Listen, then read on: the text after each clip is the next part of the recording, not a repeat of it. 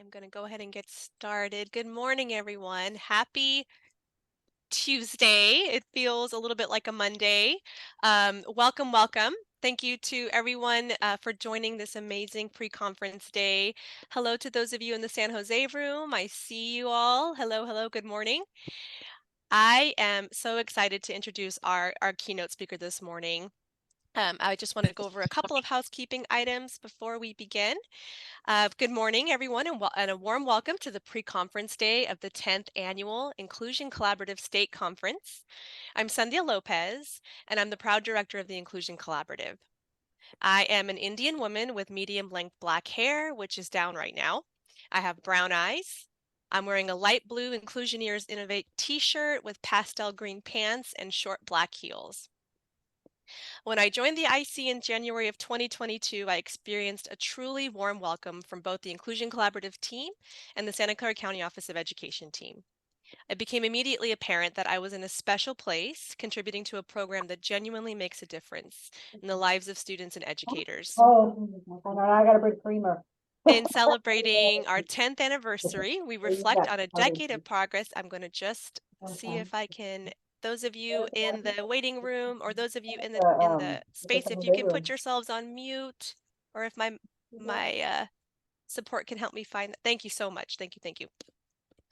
In celebrating our 10-year anniversary, we reflect on a decade of progress, growth, and collective achievements. This remarkable milestone not only symbolizes the passage of time, but also underscores a decade of dedication to fostering inclusion, making a positive impact on the lives of students, educators, and all of those touched by the Inclusion Collaborative. We extend heartfelt thanks to both our in-person and virtual attendees for being a part of this special occasion. We've meticulously designed a program tailored just for you, and with confidence we believe that as you conclude this conference, you'll carry with you a renewed inspiration to continue pushing forward on your unique inclusion journey. Our 2023 conference, themed Inclusioneers Innovate, introduces a new era of exploration and creativity. We anticipate that this theme will resonate uniquely, especially in light of the evolving educational landscape.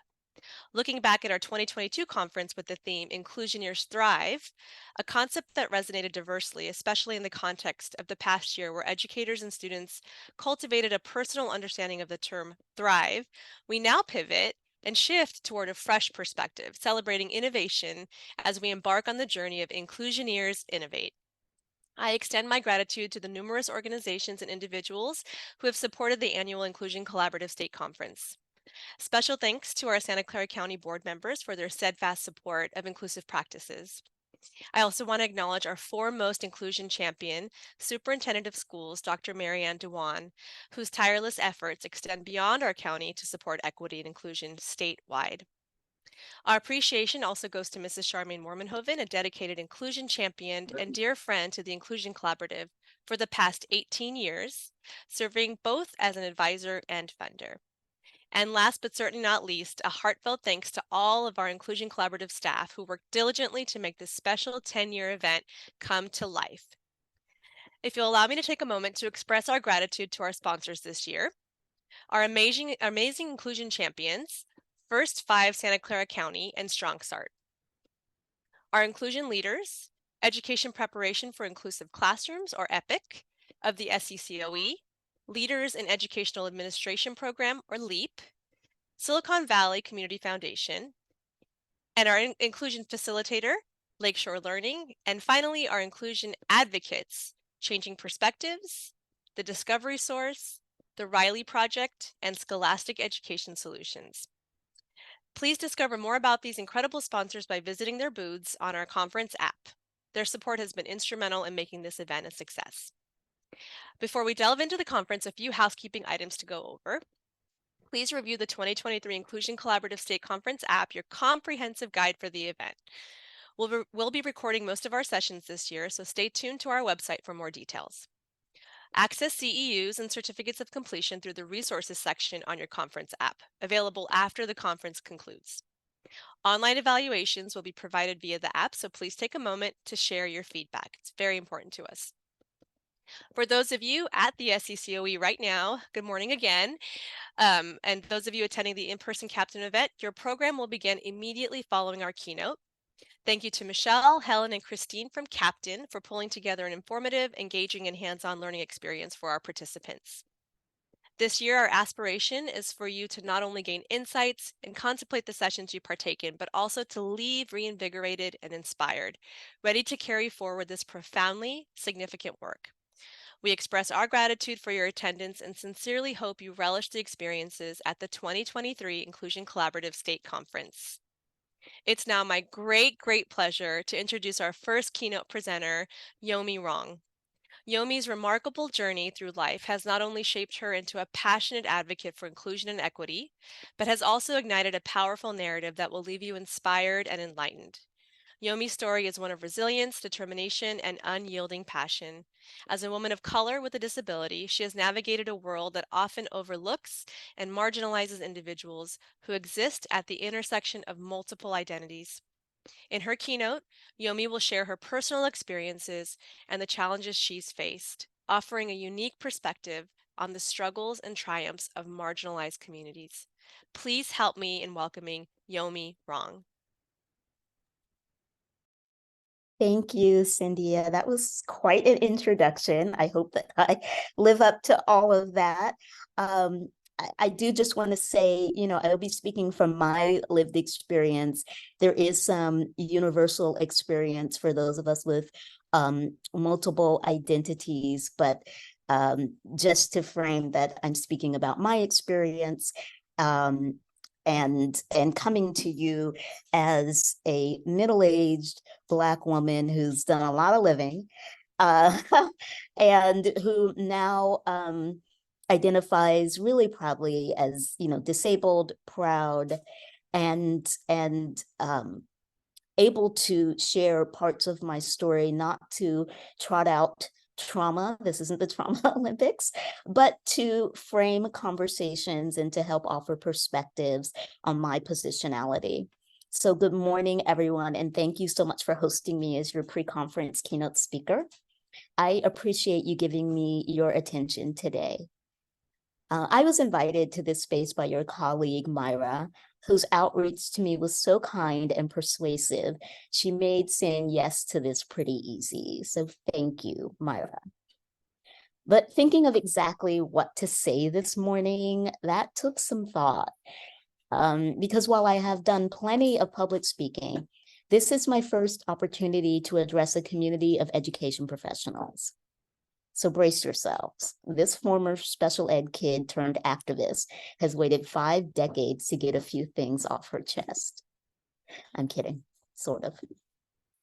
In all seriousness, I have deep respect for your advocacy on behalf of all students and the resources you provide to help kids and families succeed. I was actually looking through your website last night at your offerings, and I bookmarked several tips and tools I'd like to learn more about as the mother of a curious toddler who will soon be entering the public school system. Like any parent, I want my daughter to enjoy learning and to have everything she needs to do well in her educational setting. But I know that her thriving will hinge on so much more than whatever love and supports I can give to her. She will need a village of dedicated adults to take an interest in her life and endeavor to understand her lived experience as a Black child growing up in late-stage capitalism. I'm speaking specifically about her experiences of racism, ableism, white supremacy, patriarchy, homophobia, and transphobia. Oppression in all its forms, whether the effect on her is direct or indirect. Because the truth is, we are all harmed and diminished by these corrosive systems. And it takes a trained eye to recognize how structural oppression impacts a child so that the effects can be mitigated. Unfortunately, this did not happen for me. And the harms I experienced in my educational journey were burdens no child should have to carry. I will try my best not to veer too far afield off the topic of how I show up in the world as a Black disabled woman. But to get there, I feel it's important for you to know some of my backstory. That I am a New Yorker who spent part of my early childhood in the South Bronx, in a neighborhood rich with a large extended family, playmates, the church my parents were married in, and a corner bodega where the owner, a lovingly generous man named Mr. J, always slipped me free candy. The center of my world back then was 454 Bolton Avenue, a two-story, multi-family home with a front stoop for gathering and a backyard garden where my grandmother, a Mississippi transplant, grew the sweetest tomatoes I've ever tasted. She relocated north during the Great Migration and became the first of her generation to buy property. And her home was the gathering place for all the things: birthdays, holidays, cookouts, and weekend sleepovers where us cousins would lay feet to head on pallets spread across grandma's living room floor.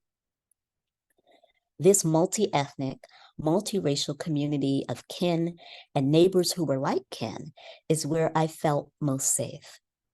My disability, being so apparent and requiring attentiveness on everyone's part, was just part of the collective milieu. The only time I felt set apart was when it came to school. I was bused some 20 minutes away because my neighborhood school was not accessible. And this demarcation alienated me in many ways from my peers, who knew nothing of the world I inhabited during the school week, nor I theirs. And if you give me one moment, I'm going to switch my devices because I'm experiencing a little bit of Wi-Fi delay.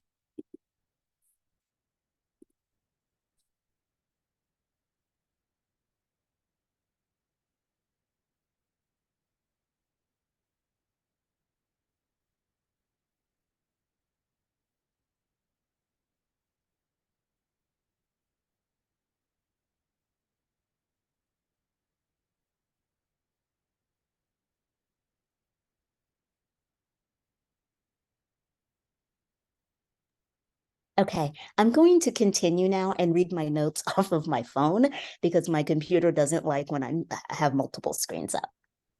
So I was just talking about being bused 20 minutes away to a special education program. And this demarcation alienated me in some key ways from my peers, who knew nothing of the world I inhabited during the school week, nor I theirs. And this bothered me. Not because my school was inferior, quite the contrary. My school was amazing, and I excelled there, in part because it was a hybrid public school where I received a variety of accommodations and supports and was also mainstreamed for part of the day. It bothered me because segregation impedes social connection. And inequities do exist when disabled students are educated separately, despite best efforts at equality. I was marginalized. All disabled children were at that time. And this chasm between me and my non-disabled peers widened when my family relocated to a small, majority white town in Southern California in the early 1980s. When my mother tried enrolling me in public school in our new town, she was met with all kinds of obstacles. The district insisted they could not meet my educational needs, despite laws saying I had a right to a free education in the least restrictive setting. My mother persisted, and I started and finished 5th grade in that district all on the same day. Because from the moment I arrived on campus, it was painfully obvious I was not wanted there. To begin with, I was one of only a few Black students at the school, and I was the very first with a disability to attend. The teacher introduced me to the class by announcing that everyone should steer clear of me because I was fragile. My desk was situated several feet away from everyone else's. I ate lunch alone that day, but during recess, kids swarmed around me, gawking, prodding, and taunting so much I began to panic and got disoriented. like a bug flipped on its back, struggling to right itself. I refused to go back the next day. The only option was a special education school almost an hour away, so I was again bused out of district. And I absolutely hated it there. Unlike my old school in New York, where students were organized according to grade level, this school lumped several ages and grades all together in the same classroom.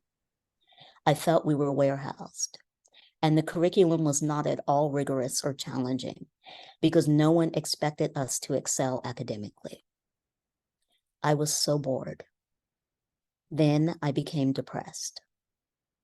Outwardly, I seemed fine, I guess, but I was unhappy at school and miserable in general in our new community, which was like the place that time forgot. The white majority residents resented people of color moving to the area. My siblings were told by white teenagers to ride in the back of the school bus. Boys who lived across the street from me, who were my age, regularly called me racist and ableist slurs. This was 1981, but people acted like it was 1951. The environment was so very toxic, and I had no tools or language to process what I was experiencing. I internalized the oppression and pretended that I didn't need accommodations when I desperately did. And I acted out my pain in subtle and not so subtle ways, such as not applying myself in my studies anymore. I did make friends, but I lacked community, if that makes sense. There is a difference. I was mainstreamed again in the 6th grade, and it went more smoothly this time. But the damage to my psyche was done. At age 11, I began expressing suicidal ideation. These feelings of distress, self-loathing, and hopelessness ebbed and flowed through high school and college. And then I discovered feminism. Shout out to women's studies, which gave me a political framework to unpack gender discrimination. And I discovered Black history, which gave me a political framework to understand racial discrimination. And socialism, which gave me a political framework to understand class struggle. And all of this helped shape my political mind, but none of it addressed my disabled identity and the specific experience of being Black, female, and disabled in this country. Because to understand and unpack all of that requires an intersectional lens. It requires good analysis of ableism, the ways it interacts with racism and other forms of systemic oppression to impact the lives of multi-identity, multiply marginalized people. It requires an understanding of capitalism and why some body minds are privileged over others. It demands a commitment to disability justice and liberation, and knowledge of how this differs from disability rights. And this here is important, because simply having rights does not get us free. I'm going to say that again. Simply having rights does not get us free. To get free, we need to break down power structures that categorize and rank normal and non-normative bodies, that uphold subminimum wage for people with intellectual disabilities, that entrenches poverty traps for folks receiving SSI and SSDI, that allows a disability tax on things like adaptive vehicles, assistive technology, travel, and all manner of goods and services we need just to be able to exist. Once I understood that so much of my personal suffering is political, structural, not unique to me, and not at all my fault, things began to shift. I came to realize I belonged to a community of disabled people with similar experiences, struggles, and dreams for a different world. And I laid my burden down. Because I don't have to carry this alone. This is the beauty and power of community, of the collective. I am held, and I hold. If I'd had disability community growing up, I would not have felt so isolated. So the way I show up today is informed so much by my early experiences. And I try every day to honor the little girl I was who did her best under some terrible circumstances and managed to make a beautiful life for herself. So that was a long time ago, but then again, it wasn't that long ago. What are conditions like today for disabled students? For disabled students of color specifically, for disabled students from low-resourced families, for disabled students who are undocumented or non-binary, neurodiverse. Effective diversity, equity, and inclusion efforts requires insight into all of the above and good ableism analysis so you can understand how best to support children and families. If you lack this political education, I hope my personal story will inspire you to level up a bit. Learn how to apply a disability justice lens to your work. You and every child you touch will be the better for it. Thank you for being here and for all that you do. I hope that you have a wonderful conference, and I am so deeply honored that you allowed me this time and space to share just a little bit of my personal story with you.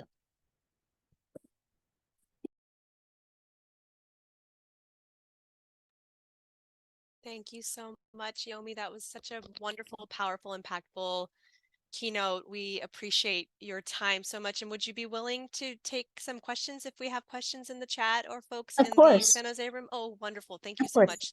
So feel free. And those of you, our virtual attendees, if you'd like to come off mute or raise your, I don't know if you can, but raise your little digital hand or your real hand. I'd be happy to call on you and just come off mute if you have any questions. It doesn't even have to be questions. It could be comments, anything at all, so that we can get some interaction here.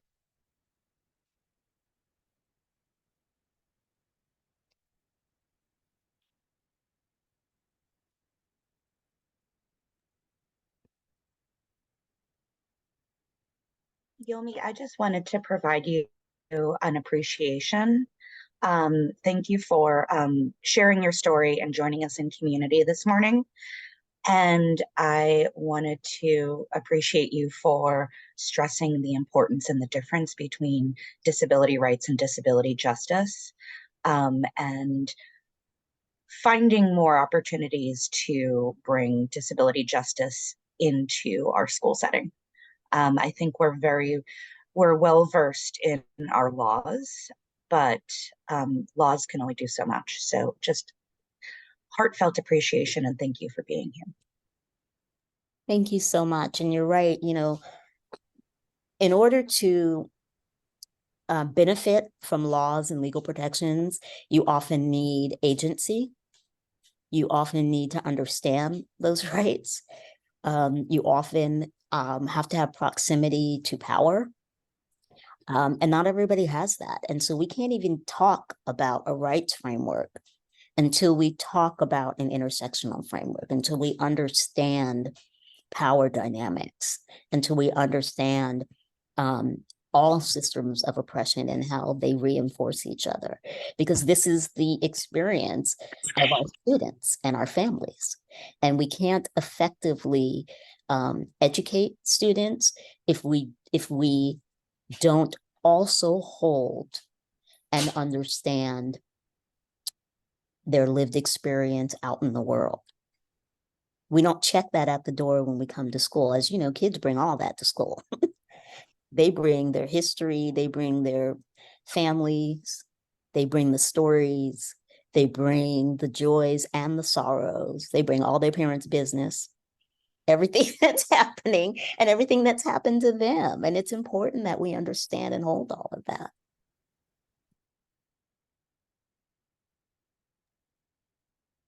Yomi, would you be willing to share what you do now? Sure.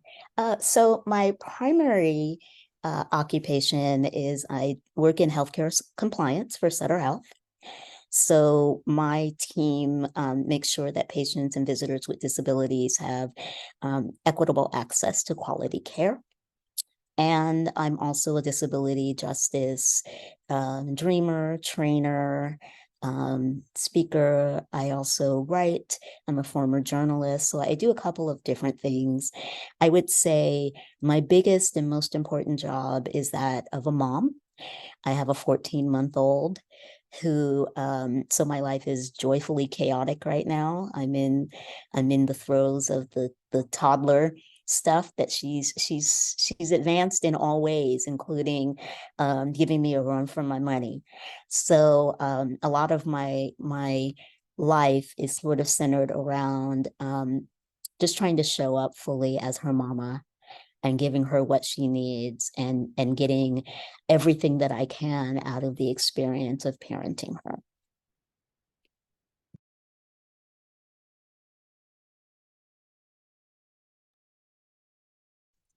I'm gonna do that awkward silence to see if there's anyone else. Oh, Adrian. Thank you, Adrian. I just wanted to say thank you, Yomi. I was working in the Early Start program for 21 years, and early on, I would always see the portables, of course, all the way to the, not connected to the elementary school or the middle school, but then slowly you start seeing them like getting closer. I don't know if those are the right words, but then you see inclusion, and the inclusion was kind of like I at first I had a hard time understanding like why we were including our special needs students in, but then you see the how it impacts them. It's like, oh, now you're including them in reality. Like this is real. Not that, when we had our classrooms, it wasn't real. Here we are thinking, or I'm thinking, oh yeah, I'm really helping these students, but inclusion is what we really need to focus on, exposing the typical to, what we're used to. So I think it's just putting it out there, helping everybody understand everyone's world and just like meshing it together. And it's going to take a lot of work, but I think all of us, all educators, can work together and make improvements little by little. So I just want to thank you for sharing your story and for giving, the opportunity to listen. Thank you. Thank you, Adrian. I'm so glad that you framed some of the issues around like those portable classrooms, because what that signaled to me as a disabled child who was mainstreamed, right? Eventually fully mainstream in the 6th grade, but yet all the other disabled students were in those portals. It was like disability was something that couldn't be looked at, that couldn't be dealt with up front, that these kids were untouchable, unlovable, unworthy of friendship and interaction, that they needed to be shuttered away.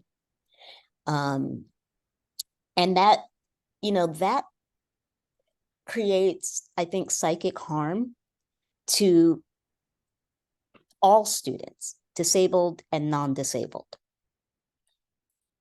Because what that entrenches is a level of comfort in society with shutting disabled people away, with institutionalization, with marginalization. And that impacts everything, right? That impacts everything from home and community-based services, and why there is still a funding bias toward institutionalization for children and adults with significant disabilities. I mean, when I see those portables, I cringe. I cringe because it triggers memory, right? Emotion imprints memory. And so I haven't been on an elementary school or high school campus in a while, long time. So I don't know what it's like now, but my hope is that we've moved away from that. Because it's, segregation is violence. It is violent on many levels. It's violent emotionally. It's violent spiritually. And it does so much harm to the entire school community. And it also, I think, creates hierarchies among educators. right? Where do most of the resources go? How do educators feel about having kids with disabilities integrated into their classrooms? I mean, I can tell you that the reason that that initial school district didn't want me is because they perceived that I would be a drain on resources. That teacher didn't want me in her classroom because she perceived that I was A, being dumped on her, that she had no choice and no training to support me, and that I was going to be a workflow buster, right? Like she had a particular way and system of running her classroom, and she assumed that I would disrupt all of that. And so she resented me being there, and I felt that resentment. Children know when they're being marginalized. Children know when they're not wanted. Children may not have language or ways of expressing, but we know what racism feels like. We embody it. We know what ableism feels like. We embody it. We know what class discrimination feels like because we embody it. And I think that it starts with that separation, that separate that is not always equal. Thank you, Adrienne. I have a comment. Yes, Yeah. Dora, go ahead. Yes, I've been working for 25 years in child health, education, and like you were saying, it's very sad to see when they bring our kids to, especially for the for the preschool. I think it's very essential because there's a foundation, and like you said, no matter what it is, and for me, sometimes when they said kids with special needs, what I see, I was taking one of my classes in Pacific Oaks for special education, and the teachers was reading a book, and we said the kids with the special needs, and she said, it's the kids with different ability. And I think as professionals, as teachers, we have to, like you said, we have to be trained, we have to be open, because it's not different for any human. You're a human, the kids are human like everyone else, but it's different the way that they learn. And I think as professionals, we don't have that training, we don't have that mind. And I think when, especially when that's the professions, especially, and no matter, like you said, that it's from they start getting the service, no matter what age, we have to have the open mind that is children's or learning with different abilities. It's all what it is that we need to learn how to work with them. Thank you, Dora. And I'm going to take it a step further and say we need to decolonize our minds. We need to start thinking about why our educational system is set up the way that it is. So I'm going to teach y'all, we're going to do a little bit of political education right now. And I'm going to teach you and share with you why in a disability justice framework, we don't use the term special needs. Because special denotes that one, we have these rare and weird bodies that require something extra. What you're talking about when you say special needs are just needs. You're also talking about rights that all children have. They're not special. They're not special. This is what these children are entitled to. And when you say special needs, you set up categories where you pretend that some bodies have needs and other body minds don't, when in reality, all body minds have needs that need to be met, needs that change day to day, sometimes hour to hour. There's nothing special about that. And when you say special needs, it's another way of not saying the word disabled or disability, because somehow we've decided that that's a bad word, that it's a label that we shouldn't be putting on kids, but it's actually an identity marker that connects people to community, that connects you to rights, right? And that is beautiful and powerful and doesn't need to be stigmatized. So all this tiptoeing around and euphemisms to bend over backwards and break our necks not to say the word disabled, to not say the word disability, actually perpetuates harm. And so in disability justice, we don't use euphemisms. Disability is a natural part of human diversity. It just is. And it doesn't need to be mediated with different language. It doesn't need to be watered down or softened. It can be dealt with up front. If you describe me as disabled, you're not offending me. It's how I describe myself. I see Katie's hand. I'm inspired by what I'm hearing, and I just want to thank you again for sharing on such a personal level how this still lives with you so vividly, because I feel from the bottom of my heart that we have the responsibility to ensure that every one of our young people thrives every year and doesn't just have like a bad year or you know, and I just want you,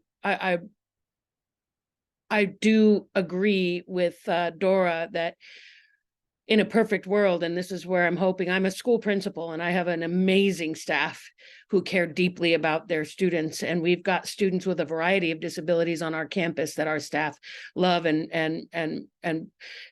want in our classrooms every day. As a matter of fact, a few of them are here in this room, and I couldn't be prouder of that. I agree that knowledge is power and training is power. I wish every one of my staff could hear what you just said. I would love to provide them with the tools to feel confident that they can meet the needs of their kids. Because right now, I think there's fear around failing kids, you know, and not knowing exactly what to do. And that takes regular training daily, and not just training in Someone's asking a question. Yay. but everything, you know. So I just want you, I'm motivated even more now, and not just for our teachers, but for our classified staff, for everybody on campus to have just a deep knowledge of and appreciation and understanding of every child that we serve, and why that is so important, that they are not just part of our classroom, but they're like you said, they have disabilities and they're a regular part of our classroom. I struggled with that for a while, about the disability, you know, and this helped me. So thank you. Thank you for saying that, Katie. And I am happy that you're a principal and that people get to benefit from your leadership and your openness to learning and shifting. I would say a good place to start is with your staff and for everybody listening. You know, ableism is so insidious. There are a lot of, you know, DEI programs or whatever that focus a lot on anti-racist analysis in education and do not hold an analysis of ableism, which impacts everybody, disabled and non-disabled. And once you have an analysis of ableism and you start to shift to become an anti-ableist school environment, school community, you actually liberate staff, teachers, classified staff to, one, come forward and identify their own accommodation needs, their own disabilities, to be able to stand in that identity and that power and know that they will not lose their jobs. Right? We need more people in our school communities who reflect the student population. And that means hiring more educators and classified staff who have disabled identity and who will be accommodated in the workplace. Thank you, Katie.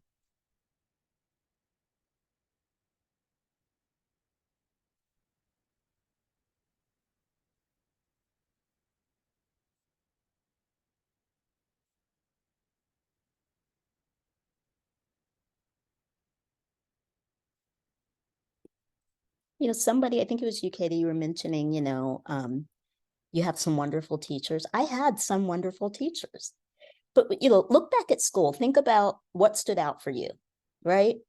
One or two exceptional educators or counselors that took an interest in you. And then what also looms large are the terrible ones.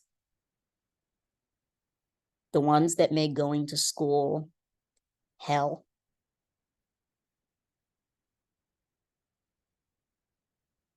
Right?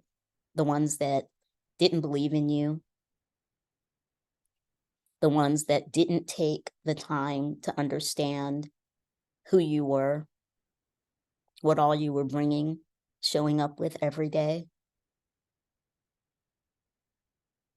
I remember Mrs. Markham, my 6th grade teacher, who was wonderful. And I remember Miss Jackson, the battle axe in high school, who was the home economics teacher who didn't want me in her classroom, and who, when it would rain, she would publicly shame me for tracking dirt and mud into her classroom. And she said nothing of the people who were walking in, tracking dirt and mud on with their shoes. I remember that. I remember how it felt to go to her class every day and how much I wanted to avoid it because I knew she didn't want me there. And I knew that there were a lot of educators in that environment that felt resentful that they had to make space for me. I sensed it, I felt it. And sometimes, you can sense oppression or discrimination, but you're like, is it really? Am I imagining it? Did that really happen? Am I being too sensitive? And years later, decades later, I was grown in my 30s and on Facebook. And my art teacher friend requested me. And he was wonderful. And he sent me a private message saying that when the high school community learned I was going to be coming there for 9th grade, they had a staff meeting where the principal was telling them that I was going to be on campus. And they were talking about emergency procedures, like for earthquake, fire, drills, evacuations, that sort of thing. He told me that all of the teachers threw up their hands and said they would not be responsible for evacuating me. They didn't want the responsibility, and that he was the only one who raised his hand and said, I will make sure wherever Yomi is, whatever period it is. He got my schedule every semester so that he could know what classrooms I was in throughout the day. I didn't even know this because he had committed to evacuating me in an emergency where the rest of his colleagues refused. I wasn't imagining it. I wasn't imagining it. And I'm so grateful for him. And I appreciate that he affirmed for me what I was feeling and sensing and experiencing. And I appreciate that he stood up to his colleagues and stood out and said, y'all should be ashamed of yourselves.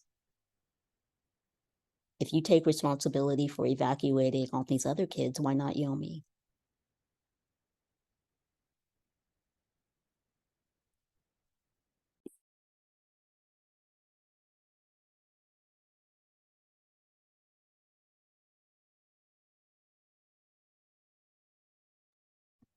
Yomi, you spoke to this a little bit earlier, just about folks tiptoeing around the word disabled.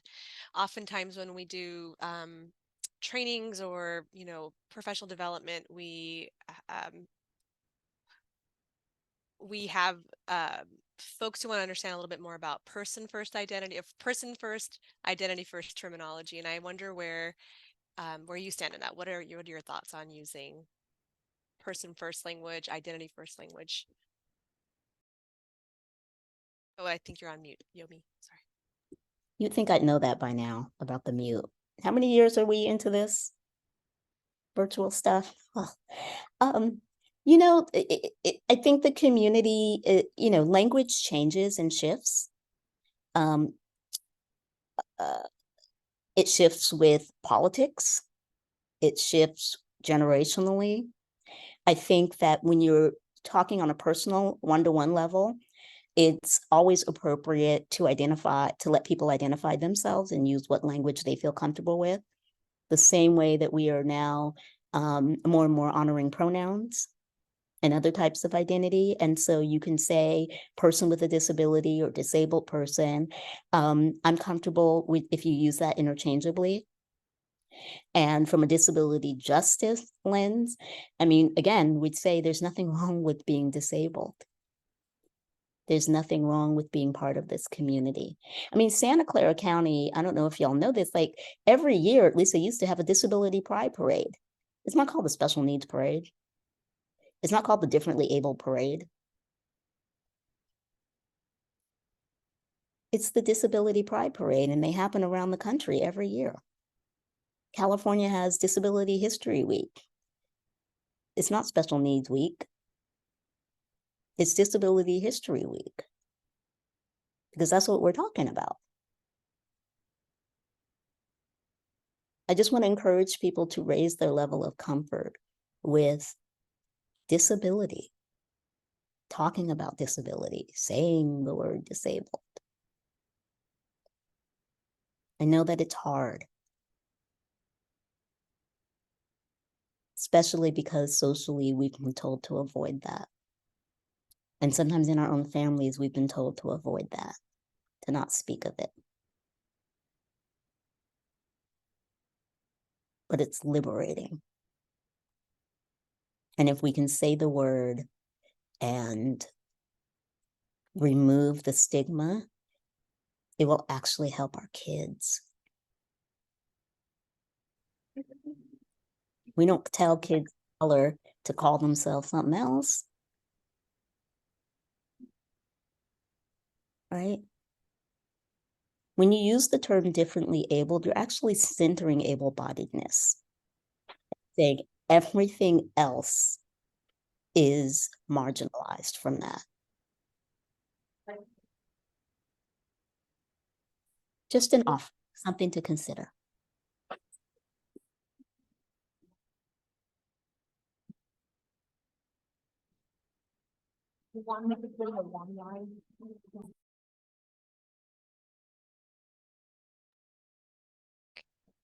Anyone else? I know some folks joined just a bit late. We're just opening up the space for questions or comments. You have Yomi in this precious time, so we'd like to just take a couple of minutes if anyone has any more questions or comments, or Yomi, if there's anything else you'd like to share, please do. I want to end on some. Oh, Adrian, is your hand still up? Or is it up again? I just had a question. You had mentioned, like in high school, my sister's a teacher in high school, and she has, I think it's like 9th and 10th graders, 11th and 12th with disabilities. I'm going to say the word, yeah, disabilities. Um, so is that, I mean, I still don't understand why they clump them together. But you're saying that, yeah, some get bored. She does say, my sister does say she has some students in there who, they say, I don't want to be in here because I don't have a disability. Like, I'm not like them.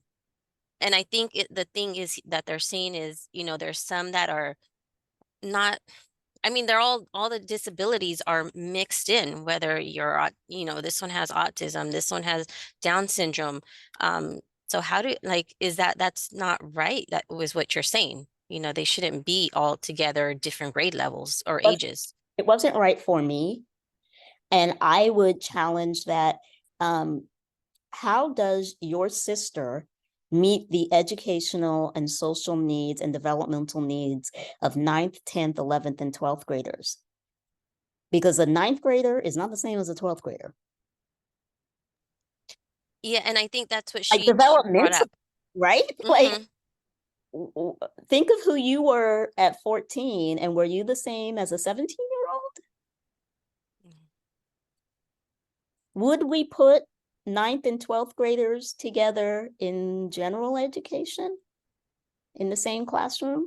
Why are we still doing that? Is it because of lack of resources and capacity? That could be why.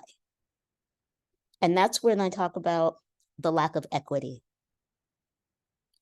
in special education. And of course, kids are going to get bored. I was super resentful at that special education program where we were all lumped in together, because there were kids with intellectual and developmental disabilities. There were kids that were nonverbal. There were kids that had really high support needs and personal needs, and I didn't have that. And I was mad, and I didn't want to be associated with them, and I didn't want to be in that classroom. So it set up within me this like hierarchy of disability, right? It's why in disability justice spaces, we don't talk about high functioning, low functioning. We all function. And when you talk about high function and low function, you're setting up a hierarchy. And it's harmful. So hats off to your sister for trying to manage all of that. But, you know, I would just say on its face, it's not ideal. I have a question, Jamie. That it's like you're saying that it's sometimes like when you work for somebody else, let's say like a staff that's under the principals, and they can say it, or the management, that it's sometimes they don't have the background or they don't understand. And then when you ask for help, because you're the one that's doing it, sometimes they ignore or they don't give it to you. And that's when you feel very tight, because you want to help the child, but if you don't have the tools and you don't have the training, you do the best that you can, but the child doesn't get the best that he needs. And we don't see that a lot in our everywhere in the school. That can be from TK to high school. I have a child with a special needs, and if it I don't advocate for her, that she didn't get that information. And they know a lot of stuff. They know when you know the like you said, when you know your rights, that's when they proceed. But a lot of times, and especially we come from our families where we work, it's people that works in the fields, they don't know nothing, like, and they tell no, they say no, and that's it. And when you know the child needs the help, but if you don't teach them how to advocate for their kids, nobody will do it. Look, Dora, I think that you need to quit your job and become an organizer and go get those parents together, organize them, educate them, let them know what their rights are. Because really, that's the key. Children don't have a prayer in this world if they don't have an advocate. You know, we aren't born woke, politicized. We need to learn how to advocate for ourselves. Right? We learn by having people model that for us, by seeing parents and caregivers, family, interested adults advocate for us. And you're right. If parents don't have that knowledge, they don't know, you don't know what you don't know. You don't know what to ask for. Look, my daughter's early Head Start program, they're sick of me. I know too much. I know too much. I know they're going to be so happy when she transitions out. I mean, they love her, but also like, I ask for things. I ask questions. I interrogate. Anyway, I see a couple hands up. Yeah, Yomi, if you don't mind, we're going to switch over to the in-person. There's a group in person right now going through a captain event, so we want to make sure they have a chance to ask questions as well. So I'm going to call on Sung. I don't know if we have a microphone over there or how this is going to work, but I'm just crossing my fingers that you'll be able to hear them. If you have question, comments, any thought that provokes, if you want to raise your hand and just say it loudly. Then Sandhya, can you hear? Could you hear that part? Yomi, can you hear okay? Yes, I can. And if maybe the Okay. person could repeat the question. I'm just asking the audience, the in-house audience, to if they have the thought and the question. Anybody? Okay. You have to just. Does that work? Should we loudly? Just say it loudly. Right. I was just, as you were speaking, thinking about the idea of how inclusion helps to contribute or create unity in that, you speaking as a person with a disability or a Black woman. I mean, that's all on your bio, right? But as we get to hear from you more, I also find out that you're a mom, right? And I'm a part of that. And so just look, when we have inclusive communities, we talk more, we have more conversations, and we find out how we can connect with each other and how much we are so similar rather than being so different from each other. Yeah, absolutely. I connect with people on different levels, right? Because we have some commonality around maybe being parents or being disabled or being, whatever.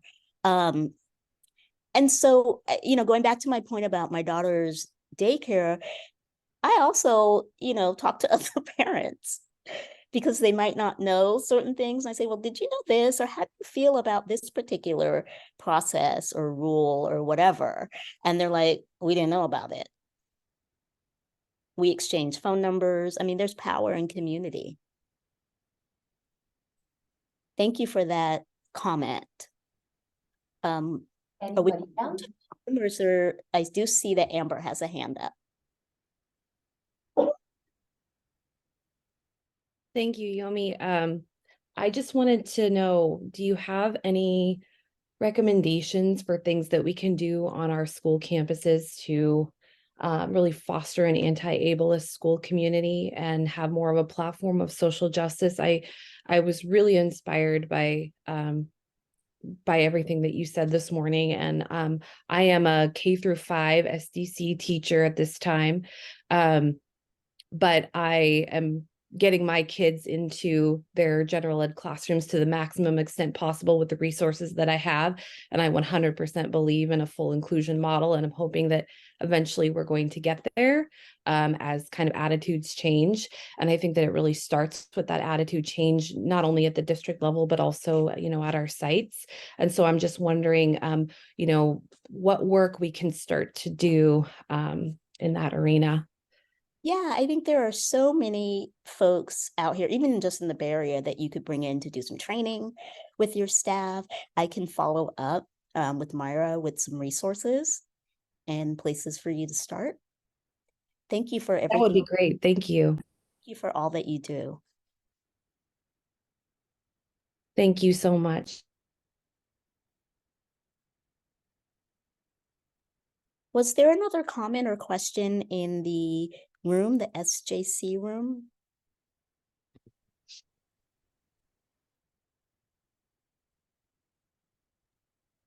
Newper, it's on mute.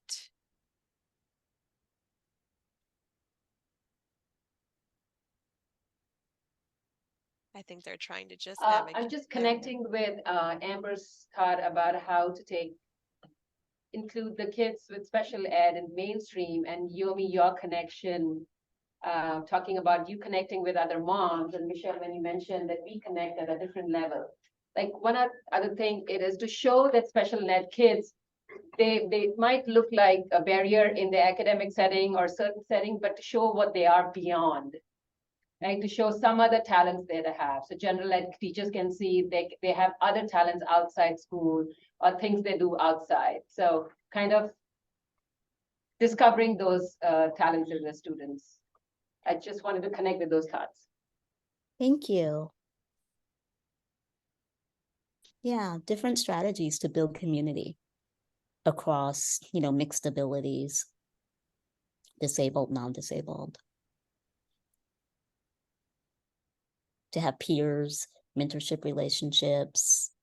When I was in elementary school, one thing that kind of helped me was I started getting involved in this program called Project Lead, Leaders Enhancing Awareness of Disability. And this is the 80s, so, I don't know if it would hold up today. But I would go around to schools and do like public speaking about my disability. A bunch of people with disabilities would be trotted around to schools.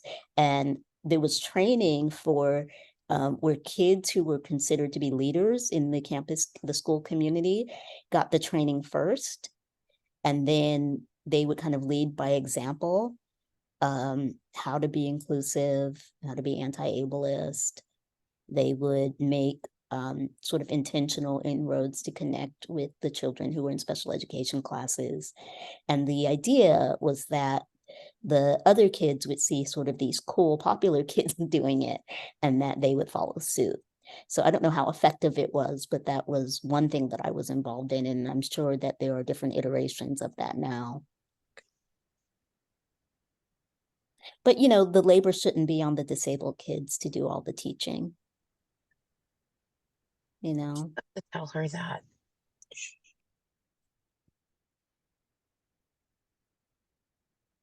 Yomi, I think that might be all the questions and comments from the San Jose room. And I'm just looking at the clock, and I know that I hope that you might have some closing remarks or statements before. I mean, you've said a lot, so I don't want to put that pressure on you, but it's always nice to hear your voice right before we close. Lighten up. Let's lighten up. Close with something fun. If you have access to the chat, okay, I want you to share something. If you could have any animal in pocket miniature size where it could fit in your hand and fit in your pocket, what animal would you choose and why?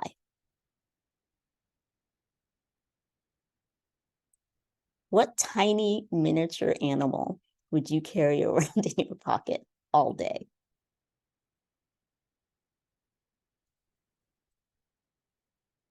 Oh, maybe in the room, folks can read out some of the stuff in the chat. Capybara, baby gorilla, a cat or a duck, a sloth. Yes, sloth, because sloth.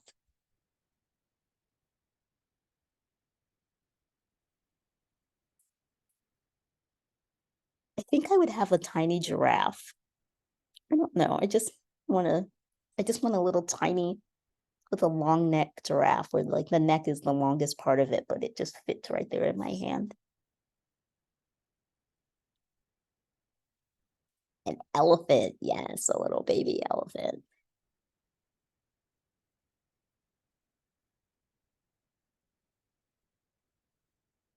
Ah, a miniature puppy, a tiger.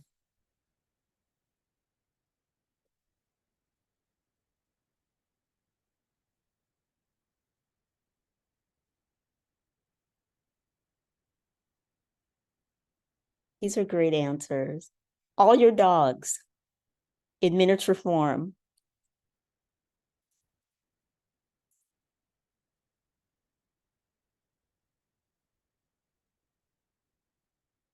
Thank you for playing along. And again, thank you for having me. And yeah, just continue to fight the good fight and do what you're doing. I'm so happy that this organization exists.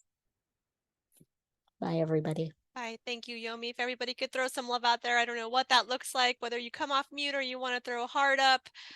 We just are so honored to have you with us. Thank you, thank you, thank you so much for this wonderful Keynote and open discussion and dialogue. Folks, for those of you that are not Yomi, but Yomi, feel free to stick around, of course, as well. The next session begins at 10:15.